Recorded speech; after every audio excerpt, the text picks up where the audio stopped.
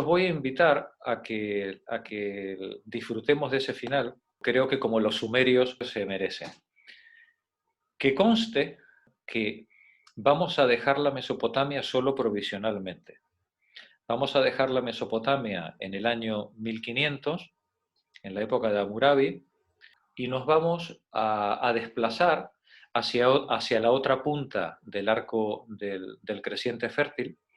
Nos vamos a desplazar a ver qué pasaba en la misma época en Egipto, entre el 6000 y el 1500. ¿Por qué? Porque tanto la Mesopotamia como Egipto constituyen los dos focos civilizatorios probablemente, según dicen los que saben, probablemente primigenios. Los dos focos en los que la civilización se desarrolló de forma relativamente autónoma y al mismo tiempo. Por eso vimos primero la Mesopotamia entre el 6000 y el 1500, el 2000, y ahora vamos a ver qué pasó en la misma época en Egipto. ¿Por qué? Porque cuando lleguemos en Egipto también al 1500, que es cuando se producen las invasiones de los Hicsos en Egipto, y Egipto ya tiene faraones extranjeros a partir de ese momento.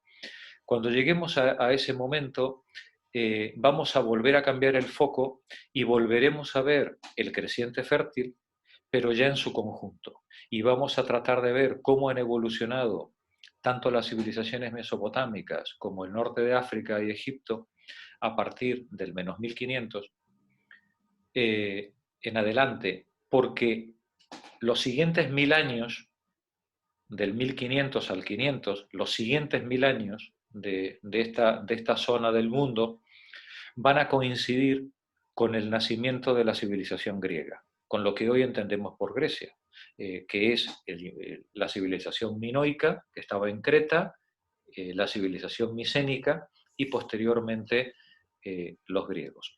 Por eso el plan de trabajo consiste en ver qué pasó en Mesopotamia, que lo estamos terminando, qué pasó en Egipto hasta el 1500, y a partir del 1500, que es cuando empieza a florecer los antecedentes de lo que hoy entendemos por Grecia, vamos a ver en conjunto qué pasó en todo Oriente Medio. Y vamos a dar también unas pinceladas a China e India, que también van a empezar su desarrollo a partir del 2000, en un desarrollo también muy, muy parecido. Lo que ocurre que siendo ya tributarios de la civilización mesopotámica, van a estar fuertemente influenciados, tanto por los mesopotámicos como como luego lo veremos, las invasiones indoeuropeas que van a dar lugar van a redibujar el panorama completo en la India. Ese es el plan de trabajo. Por eso hoy acabaremos Mesopotamia, pero lo abandonamos provisionalmente. Ya volveremos a Mesopotamia porque os recuerdo que el gran enfrentamiento histórico que define la identidad griega frente a la posteridad, el gran enfrentamiento histórico es el de Grecia contra el Imperio Persa, ¿no? Es la batalla de las Termópilas, ¿no? donde los 300 espartanos le plantaron cara a los, no sé, según los historiadores griegos eran como 100.000, ¿no? los persas, ¿no? Claro, hay que volver a Mesopotamia, pero volveremos luego, porque la Mesopotamia que vamos a ver luego es una Mesopotamia heredera de los sumerios, pero profundamente transformada. Es lo que llamamos los medos y los persas. Vale. Vamos a recordar algunos conceptos básicos. Es el plano de la eclíptica. Es un concepto astronómico muy básico, pero que es muy importante. La Tierra se mueve alrededor del Sol en una órbita semicircular, elíptica, una órbita elíptica, semicircular, con un achatamiento en uno de los ejes. Y en ese traslado de la Tierra alrededor del Sol, la Tierra además tiene un movimiento de rotación sobre su propio eje que es el que genera el día y la noche. Esa rotación sobre su propio eje la hace según un eje que nosotros hemos denominado norte-sur, que es alrededor del cual el ecuador se desplaza cada 24 horas, ¿no?, sobre su eje, los 360 grados. Pero lo interesante es que nuestro eje de rotación norte-sur, que es perpendicular al plano del ecuador, no es paralelo al plano de rotación con respecto al Sol. El eje de rotación de la Tierra tiene una inclinación con respecto a su perpendicular, que es el plano de rotación con respecto al Sol, tiene una inclinación de 23 grados 26 minutos. Esa inclinación del eje de la Tierra con respecto al Sol hace que durante la mitad de la rotación alrededor del Sol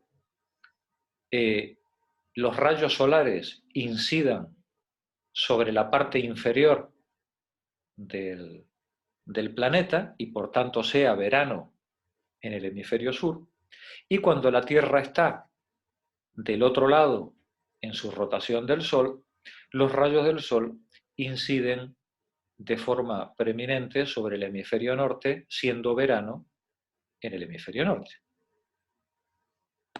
Vosotros diréis, qué tontería es este asunto. Pero el asunto tiene la mayor trascendencia, no solamente el plano, esta inclinación del eje de la Tierra es responsable de las estaciones, sino que en función de ese eje de rotación inclinado, los seres humanos hemos definido cosas tan extravagantes como el zodíaco, los equinoccios. Equinoccio es nox, que es la palabra griega para noche, y equi igual, ¿no? Equinoccio es el momento en el que el día y la noche tienen la misma duración.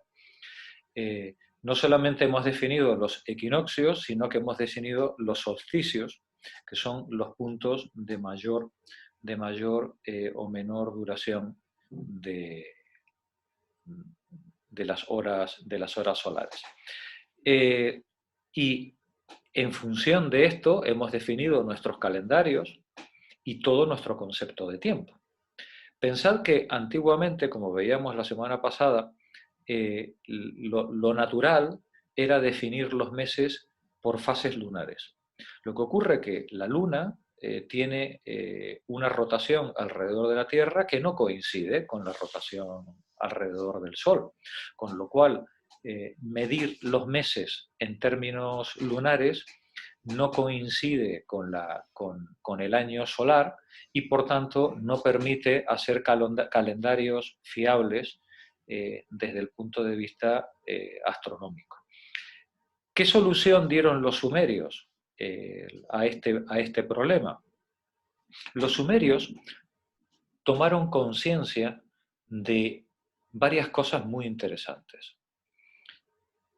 Y esto de verdad que puede que yo me flipe con cosas un poco raras, pero de verdad os invito a reflexionar sobre esta cuestión.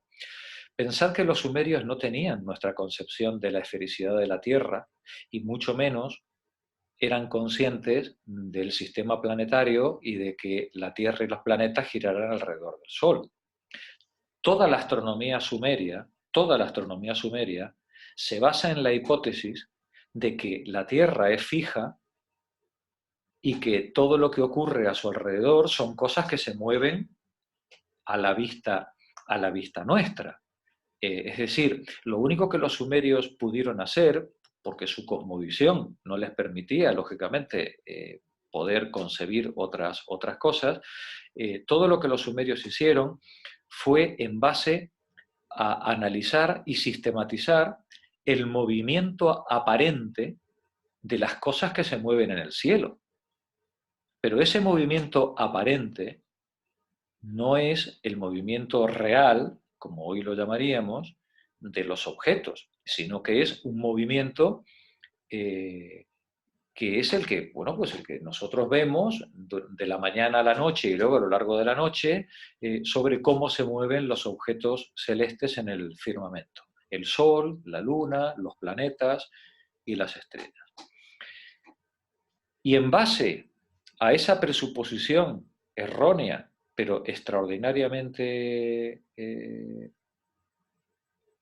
digamos, una presuposición errónea, pero con una observación extraordinariamente fina, ellos pudieron hacer no solamente sus calendarios y su descripción astronómica, sino además pudieron inclusive predecir acontecimientos estelares como son, por ejemplo, las estaciones en su representación zodiacal, y pudieron definir con toda precisión, inclusive hasta eclipses, con toda precisión.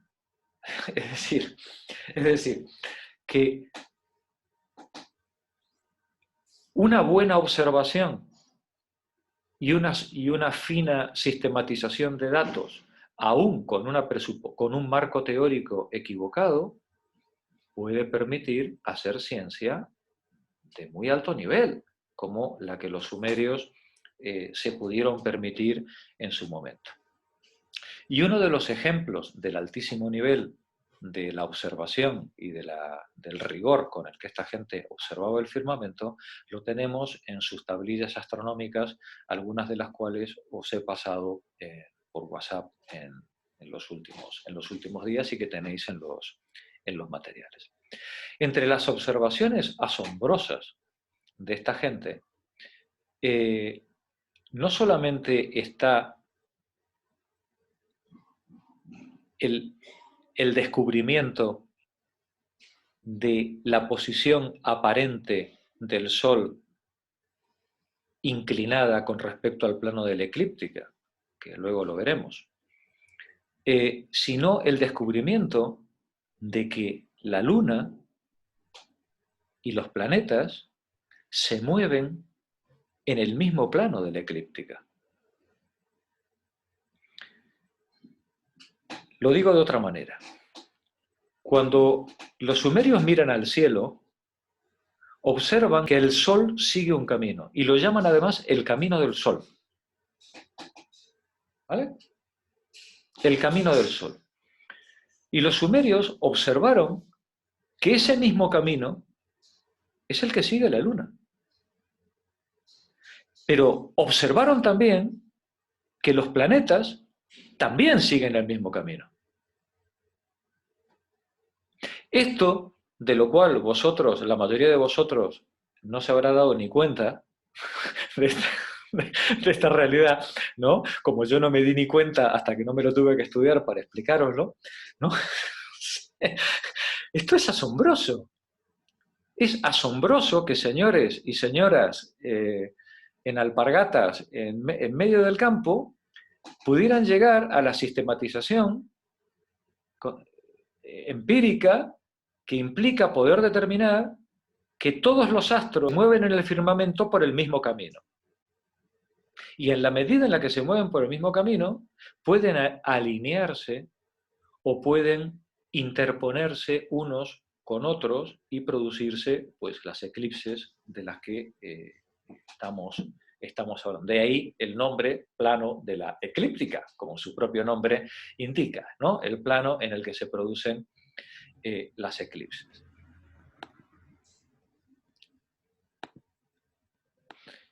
Pensad que todo lo que vamos a ver a lo largo de la siguiente media hora son observaciones obtenidas no desde el punto de vista de nuestra cosmovisión heliocéntrica actual, sino desde el punto de vista de unos señores y de unas señoras que están mirando el cielo.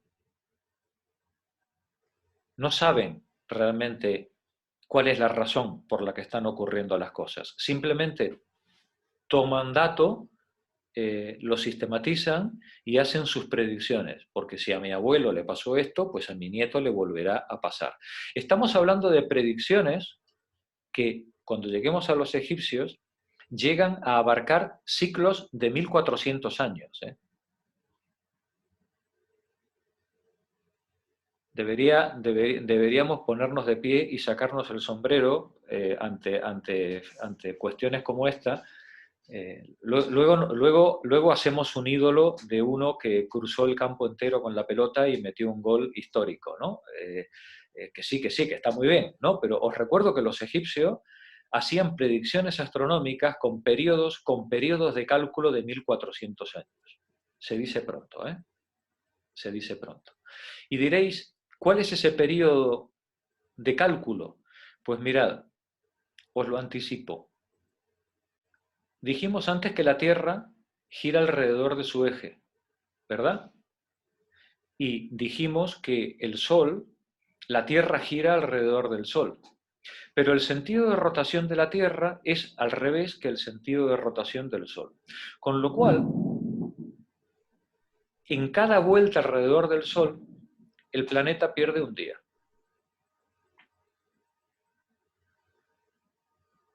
Pues los egipcios se dieron cuenta. Yo no. Y me imagino que vosotras tampoco. ¿Vale? Pues los egipcios se dieron cuenta. Y se dieron cuenta de que el sistema volvía otra vez a arrancar de cero cada 1450 años. Fino, ¿eh? Fino el cálculo. Esta gente, todas estas observaciones, insisto, las hacía en base a lo que observaban en el cielo. ¿Y qué es lo que observaban en el cielo? Imaginaros este dibujo, pero cambiad vuestra perspectiva y colocaros sobre la Tierra. Y pensad qué es lo que veríais si estuvierais sobre la Tierra. Inclusive conociendo el modelo, inclusive siendo conscientes de cómo funciona el modelo, imaginad que ahora estáis de pie sobre la superficie de la Tierra y miráis hacia el cielo e intentáis interpretar el movimiento del Sol y de los planetas que giran como la Tierra alrededor del Sol. Vosotros diréis, che, qué casualidad, los planetas siguen la misma órbita, están todos en el plano de la eclíptica. Sí, pero no es ninguna casualidad. Pensad que el sistema solar se formó a partir de una nebulosa en giro y a partir de la concentración de materiales en esa nebulosa que está girando. Por tanto, es lógico presuponer que las concentraciones de masa se dieran todas, igual que los anillos de Saturno, pues en el mismo plano. ¿Vale? Lo extravagante habría sido pues, que fuera de otra manera, ¿no? Eso habría querido decir que en vez de estar girando la nebulosa era una pelota donde todo iba a su bola. Precisamente porque gira la nebulosa toda en la misma dirección, cuando se producen las concentraciones de masa, se producen todas, tienden a producirse esas concentraciones en el mismo plano. Por eso todos los planetas, incluida la Luna, giran más o menos con una diferencia de 23 grados, ¿no? Más o menos giran alrededor del Sol. ¿Qué es lo que ven los sumerios o qué es lo que veríais vosotros si tuvierais la paciencia de un sumerio para mirar el cielo? Pues lo que veríais es que por encima de vuestra cabeza, dependiendo del momento del año, igual que el Sol va por caminos diferentes, a que el Sol no se mueve en invierno que en verano por el mismo sitio. A que el Sol en verano está más arriba y en invierno está más inclinado hacia el sur. ¿Verdad que sí? Bien, pues igual que el Sol está más inclinado, pues los planetas también aparecen más inclinados y la Luna también aparece más inclinada. Porque lo que un sumerio ve y lo que veríais vosotros es que, suponiendo que esta es la línea este-oeste y esta es la línea norte-sur, lo que vosotros veríais es que el Sol en el mes de junio, en el verano, el Sol nace por el este y se pone eh, por el oeste. Pero en el mes de junio lo hace ligeramente, ligeramente desplazado hacia el norte, y en el mes de diciembre lo hace ligeramente desplazado hacia el sur. Es decir, que el Sol sigue un camino ancho entre dos líneas, una línea de verano y una línea de invierno. Cuando el Sol llega a uno de sus puntos máximos, estamos en el solsticio; cuando llega al otro de su punto máximo, estamos en el otro solsticio. Cuando pasa por la mitad, estamos en el equinoccio. Lo que ocurre es que nosotros, como estamos desplazados con respecto al ecuador, nosotros nunca tenemos el Sol encima nuestro. Nuestro Sol de mediodía siempre está desplazado hacia el sur. Cuando vosotros a las 12 del mediodía miráis al cielo, aunque sea en pleno verano, nuestro Sol siempre está desplazado hacia el sur, porque nosotros estamos en una latitud norte, que no nos permite ver el Sol en su perpendicularidad. Para poderlo ver, el Sol a las 12 del mediodía por encima nuestro, tendríamos que estar en el Ecuador. Si nos vamos a la Argentina, al funeral de Maradona, el Sol a las 12 del mediodía lo veríamos desplazado hacia el norte, al revés que nosotros. Es decir, los sumerios se dieron cuenta de que el Sol, en su desarrollo, los planetas y la Luna se mueven por un camino que ellos llamaron el camino del Sol. Y ese movimiento aparente, para ellos real, para nosotros aparente, del Sol y de los planetas, es lo que les permitió desarrollar sus tablas de predicciones sobre los ocasos, sobre los ortos y los ocasos, el nacimiento, la aparición del astro por el horizonte y la desaparición del astro en el horizonte. Y vincular la aparición y desaparición de los distintos astros en parejas o en tríos, para poder, aun cuando estuviera nublado o aun cuando no pudieras ver por las condiciones atmosféricas o geográficas la aparición de un astro o la desaparición de otro, saber que en el momento en el que, como lo habías hecho por tríadas o por cuádrigas, en el momento en el que uno está apareciendo, aunque no veas el otro, sabes que el otro está desapareciendo y viceversa. De manera de poder tener una predicción exacta de todo el mapa celeste y poder tener una predicción exacta del tiempo, aún cuando no hubiera sol. Porque cuando no había sol, los relojes solares evidentemente no funcionaban, ¿verdad? Sin sol difícilmente puede funcionar un reloj de sol. Pues bien, los sumerios pudieron desarrollar relojes astronómicos a partir de la observación del orto y del ocaso de parejas, tríadas o cuádrigas de estrellas que ellos tenían perfectamente definidas. Y además se dieron cuenta de otra cosa muy interesante, y es que todo eso ocurría en las estrellas de Ea. Perdón, las de Enlil, no las de Ea. Porque en las estrellas de Anu, os acordáis, ¿no? Que ellos habían dividido el mapa celeste en las estrellas de Anu, Enlil y Ea, ¿no? Ellos dividieron el plano celeste en tres partes. La parte relativamente fija, que es el norte, el camino del Sol, que es donde se mueven todas las estrellas con la rotación terrestre, y la parte sur, que es la que menos visibilidad tiene en nuestro hemisferio.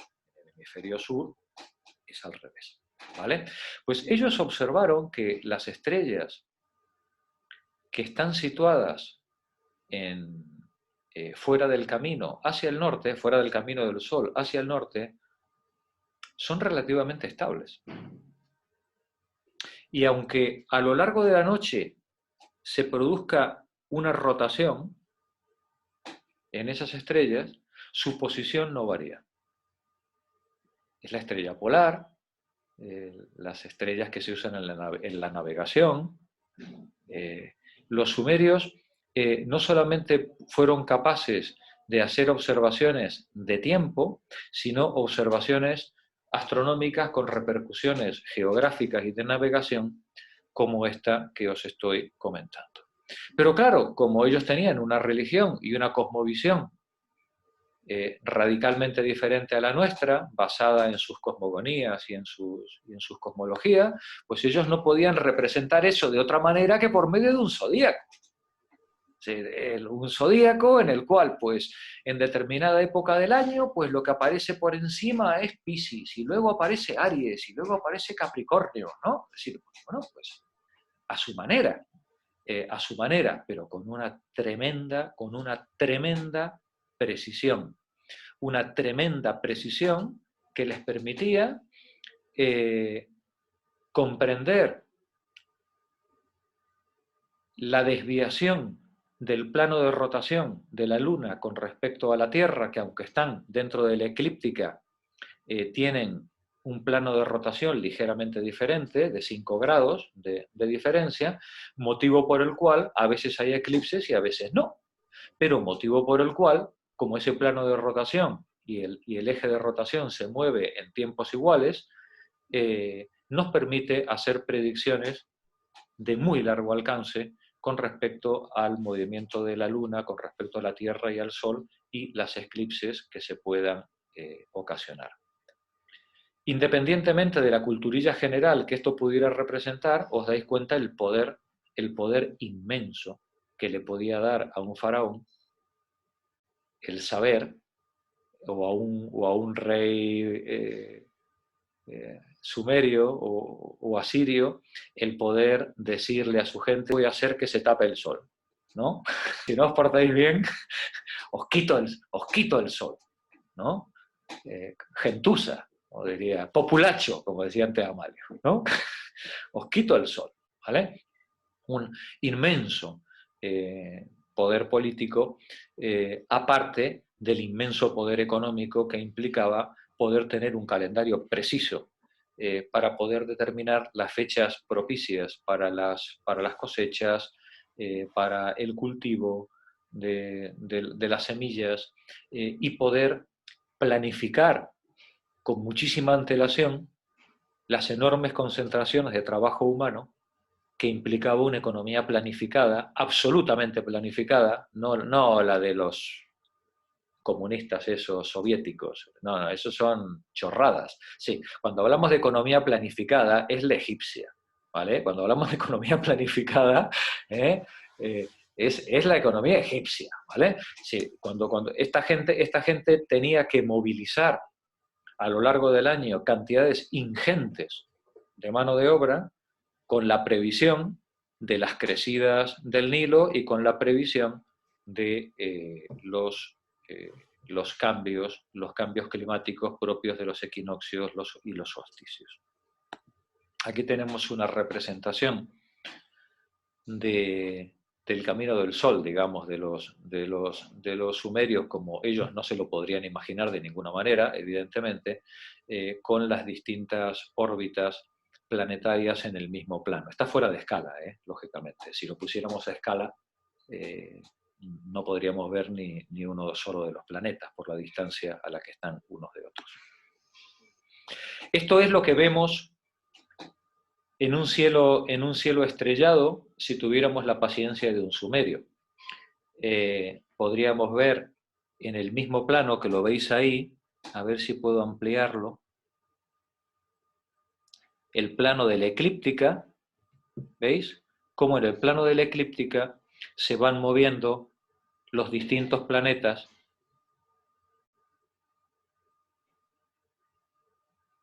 todos menos, creo recordar, Plutón. Es el único que se sale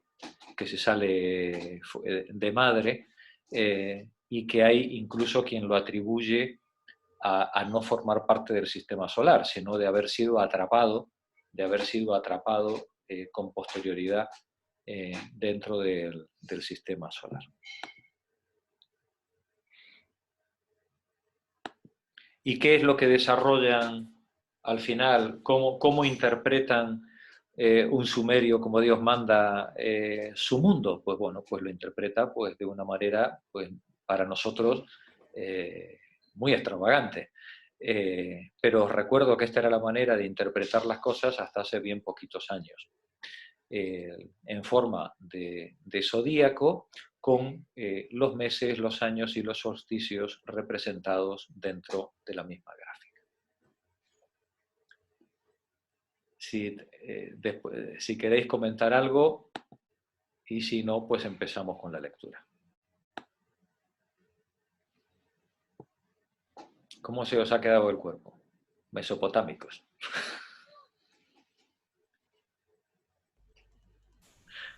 La verdad es que... Desde luego, atribuir el carácter de las personas a la fecha en la que naces, según el signo del zodíaco, ¿cómo es posible que eso haya pervivido a lo largo del tiempo? O sea, tenemos una aspiración mágica que se mantiene a lo largo de las generaciones, ¿no? Pues que conste, la científica.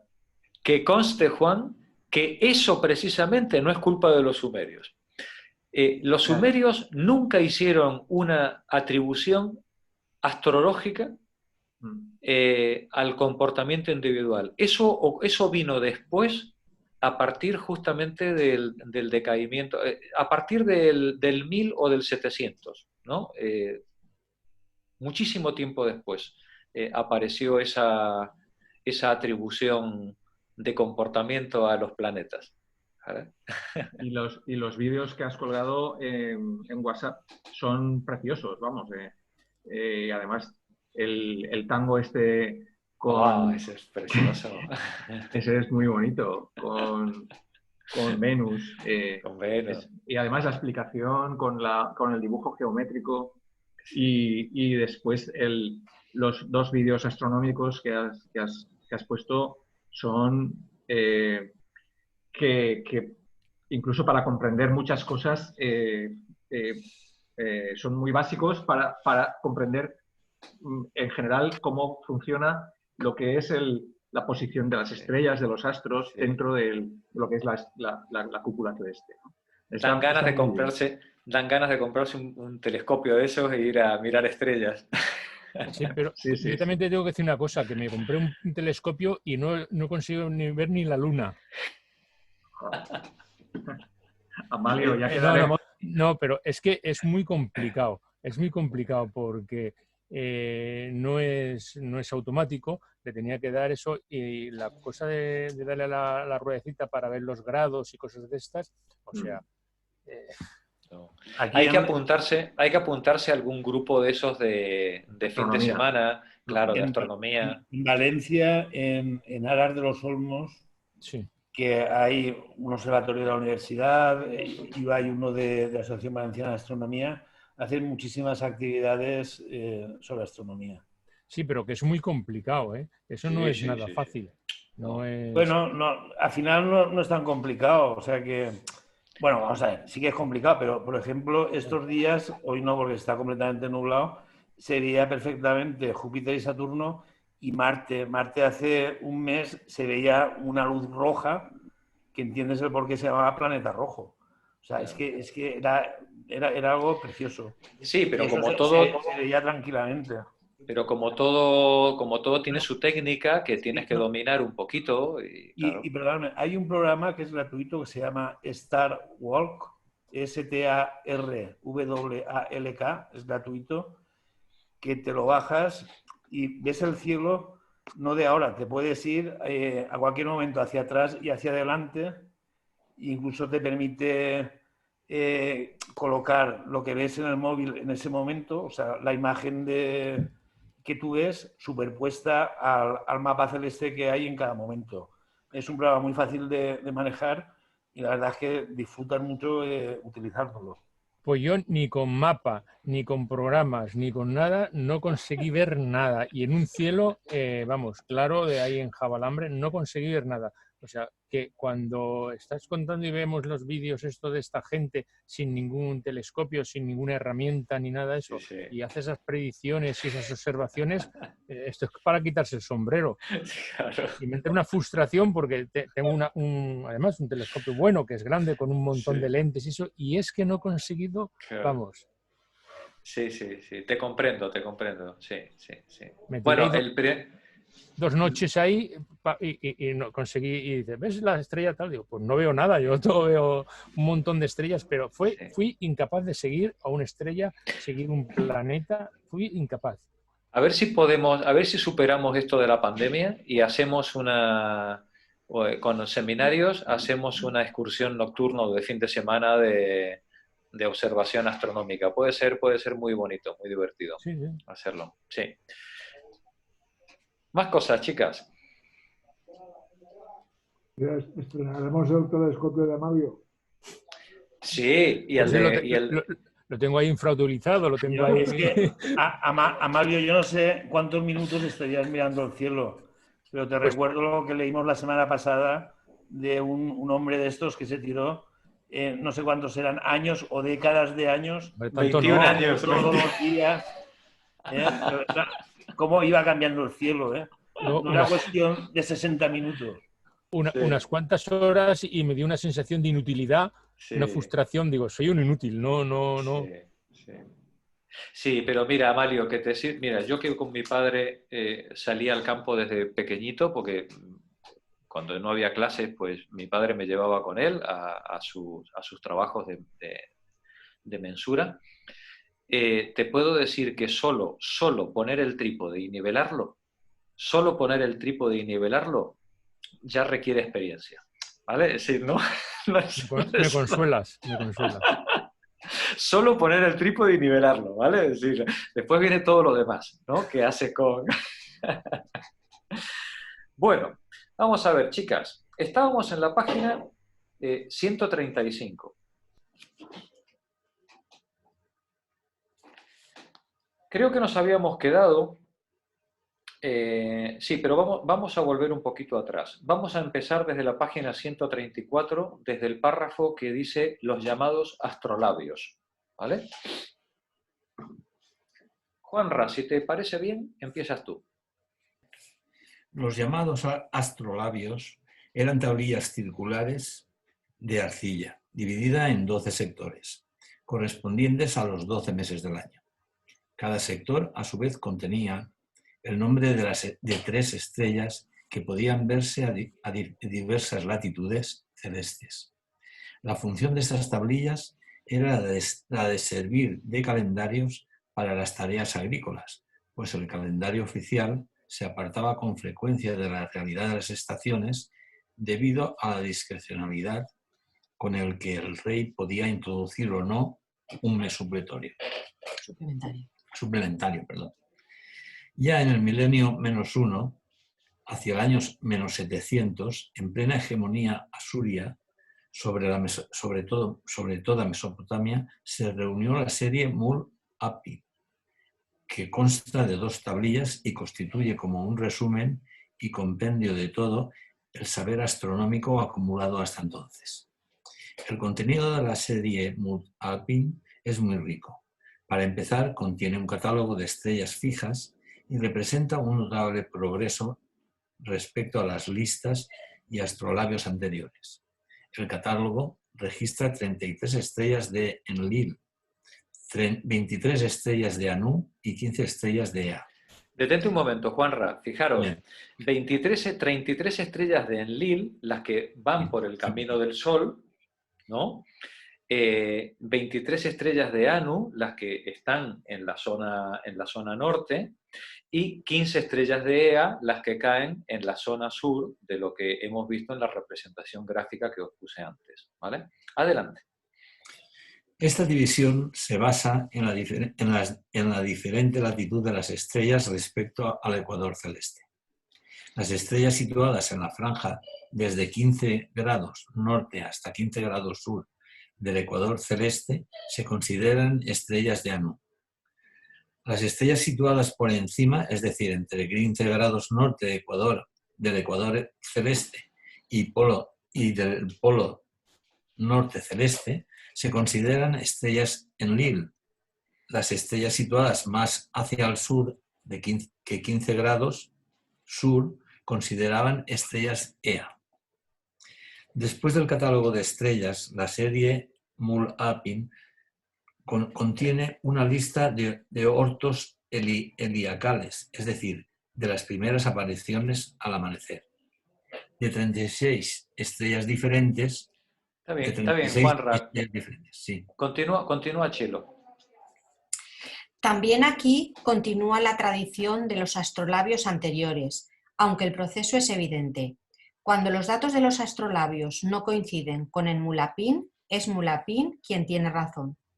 También se nos ofrece la lista de las diferencias temporales entre los ortos heliacales de diversos pares de estrellas, con lo que sabiendo cuándo se producen algunos, podemos computar otros.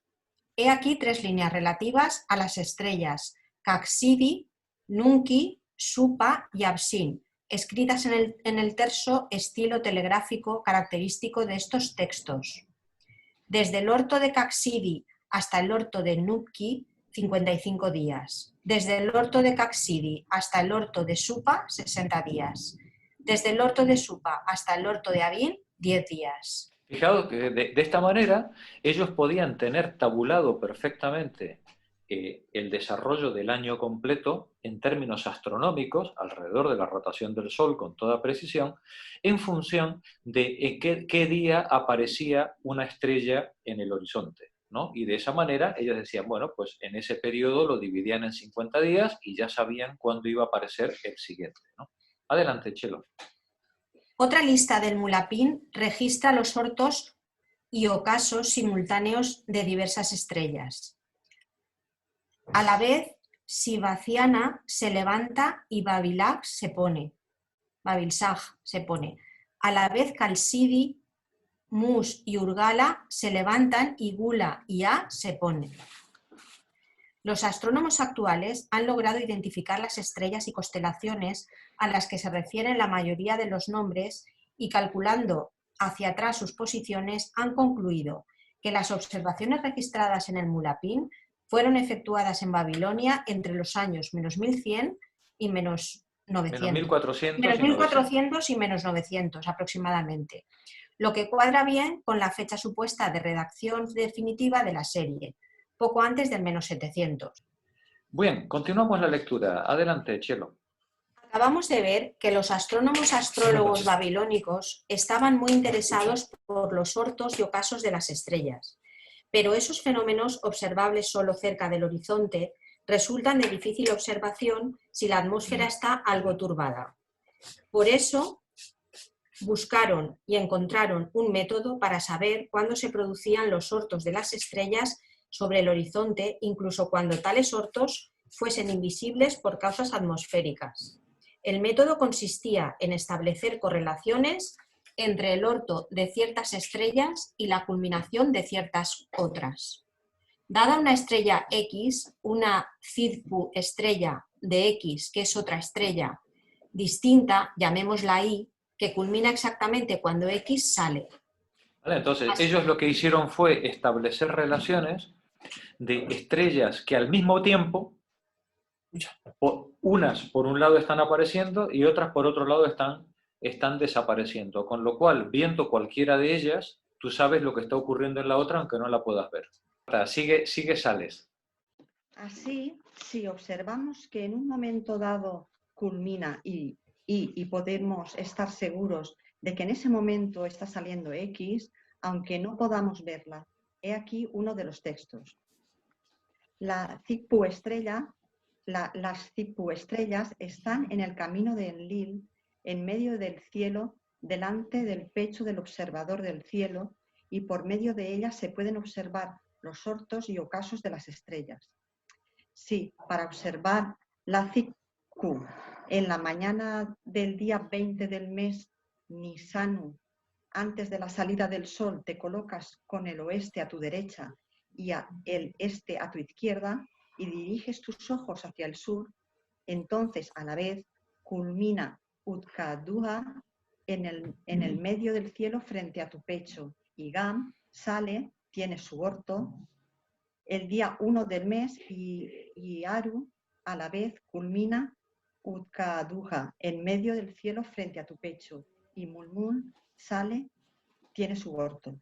Claro, es que fijaros, yo comprendo que leído así puede sonar muy, muy básico, ¿no? Pero claro, es que ellos no tenían coordenadas cartesianas. Ellos no tenían un sistema de teodolitos con los que poder medir la altura de las estrellas o su longitud con respecto a un meridiano de Greenwich, en absoluto. Ellos decían, a ver, la estrella fulanita, cuando yo estoy mirando hacia el sur con mi brazo izquierdo apuntando hacia el este, sale justo cuando la otra se está poniendo en el otro lado. Es su manera de posicionarse frente al mapa celeste, y es tan preciso y tan exacto como las necesidades que ellos tenían podían requerir. Nada más, evidentemente, para otro tipo de cosas hoy no serviría eso, pero es una observación extraordinariamente precisa de lo que está ocurriendo en el firmamento en el momento en el que se está escribiendo la tablilla. Adelante, Sales.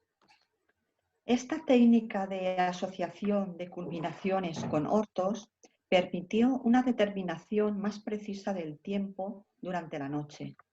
En vez de los imprecisos relojes de agua, clepsidras, ahora podían datarse los fenómenos astronómicos en función de la culminación de las estrellas, con lo que el firmamento servía de reloj mucho más preciso.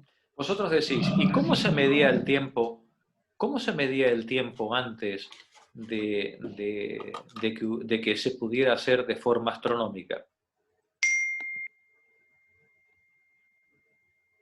Os voy a mostrar lo que era un Rolex de la época. Ahí lo tenéis. Esto... Justamente lo que iba a preguntar, ¿cómo era eso? Esto lo que pasa que es difícil tener uno de pulsera, ¿no? No lo puedes tener para llevarlo por ahí. Pero, claro, ¿cómo se medía? Pues bueno, pues tú tenías un recipiente con un agujerito que habías hecho mayor o menor para poder determinar de forma precisa la evacuación del agua, y una escala graduada. Y una escala graduada de manera de que a medida que van pasando rayas, van pasando tiempos iguales. Y vosotros diréis, hoy esto es muy poco preciso, depende del tamaño de la clepsidra, ¿vale? Si la clepsidra es de 5 metros cúbicos, os puedo asegurar que mide la décima de segundo, ¿vale? Si es un problema de tamaño, del cacharro, ¿no? Pero claro, evidentemente no era muy allá como método de medición del tiempo en ausencia de hora solar, ¿no? Poder hacer mediciones de este tipo astronómico, evidentemente, había cambiado considerablemente la medición, el concepto, la manera de medir el tiempo. Es más, yo diría que inclusive el concepto del tiempo, nuestra idea del tiempo también lo cambia esto, ¿no? Pero esos cacharros estaban ¿dónde? Y en los templos. O sea que los monjes se ocupaban de vaciarlo y de llenarlo todo el tiempo. ¿Y dónde estaba el reloj de tu pueblo, Marta? Sí, en el campanario de la iglesia, ¿no? Sí, bueno, sí, ahí también. Pues porque ¿quién se ocupaba de darle cuerda? Pues el monaguillo, ¿no? Pues a este seguramente pues tendrían un monaguillo que era el que se ocupaba de llenarlo de agua, y si no le pegaban con un palo el día que se olvidaba. Algunos esclavos, porque eso era pesado además, ¿no? No, los esclavos no, ¿qué va? ¿no? Esto lo hacían entusiastas. Hay de todo. Sí, hay de todo, Marta. Adelante, Sales. Sí. Durante toda la época asuria, Espérate, yo me perdí. nunca aparecen referencias a los signos del zodíaco, que sin duda son posteriores, pero los astrónomos babilónicos ya sabían que el Sol se mueve respecto a la esfera de las estrellas fijas a través de un círculo inclinado en relación al ecuador celeste, la eclíptica, y que la Luna y los planetas también se mueven en las inmediaciones de ese círculo.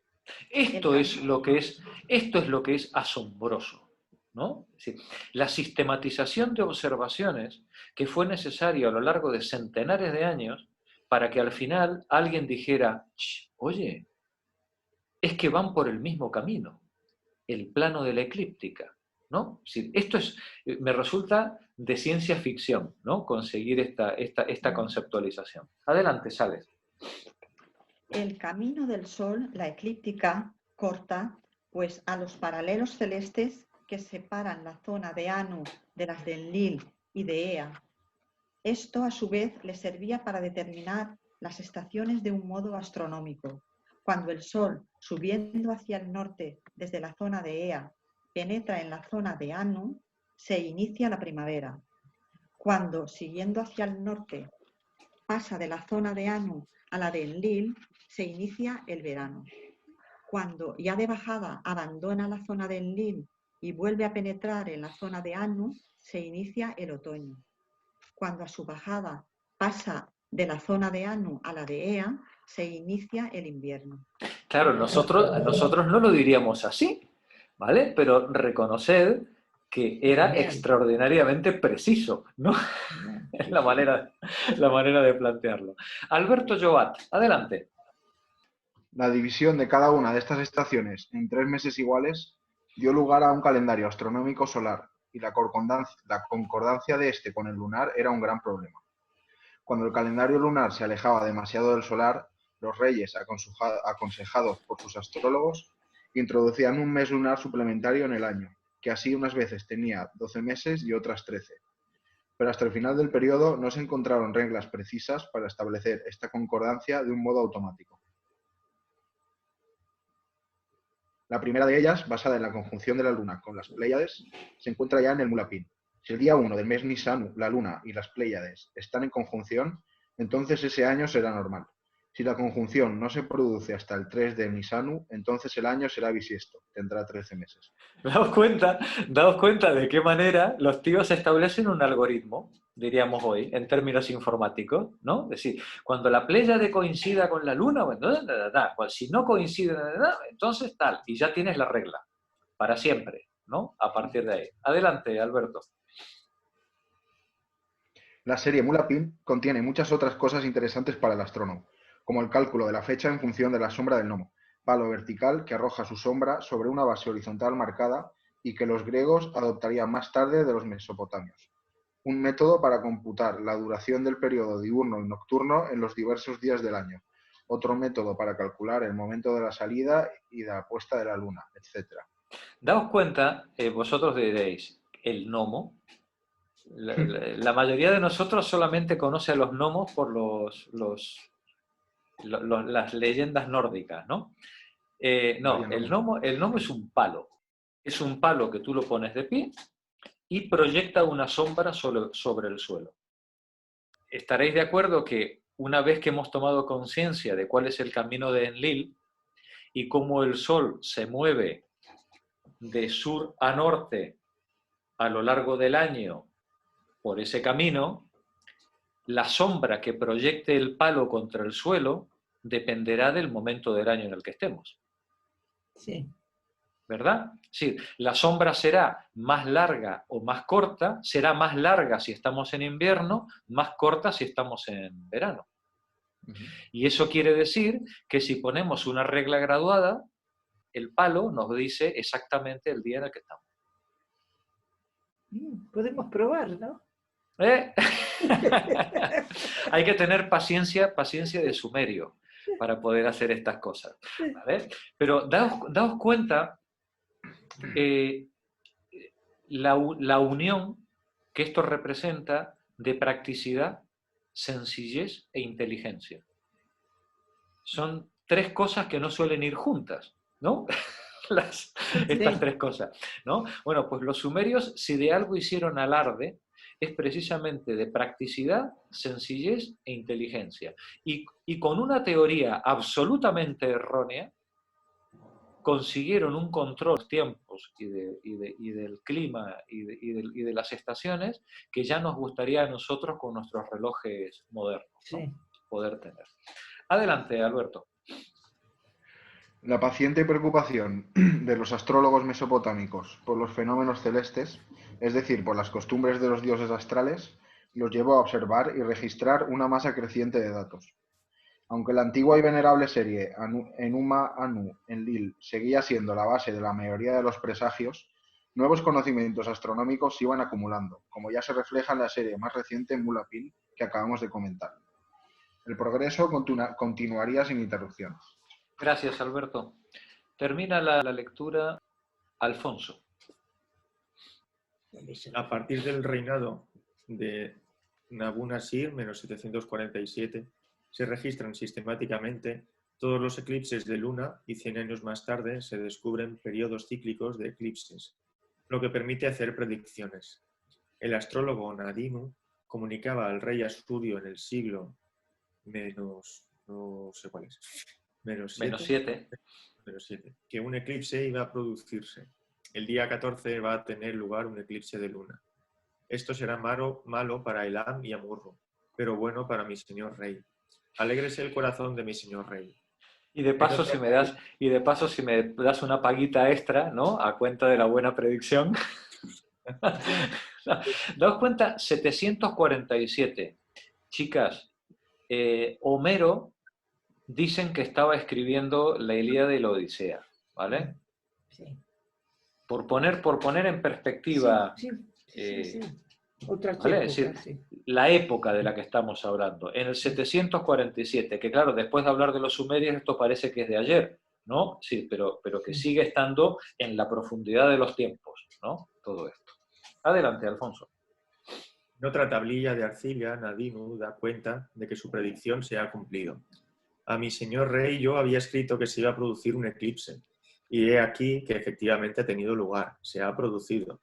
La ocurrencia de este eclipse es muy propicia para mi señor rey. Y de paso les recuerdo lo de la paguita, ¿no? Posteriormente, ya en la época clásica, cuando Mesopotamia pierda su independencia bajo los dominadores persas y griegos, y cuando sus templos carezcan de función política, las tradiciones astronómicas y astrológicas continuarán, dando lugar tanto a la primera astronomía científica como a la primera astrología supersticiosa de horóscopos. Desde allí, ambas, juntas, pasarán al mundo helénico, a Egipto, a la India y a otros muchos países. Pero el origen de todo ello está en la observación reverente de los cielos por parte de los arcaicos astrólogos de los templos mesopotámicos, que escrutaban el firmamento en busca de un mejor conocimiento de la vida y costumbres de los dioses astrales, de las grandes fuerzas cósmicas de las que dependen los destinos de los reinos y de los humanos. Gracias, Alfonso. Bueno, ahí se nos queda Mesopotamia, de momento. ¿Vos sabés?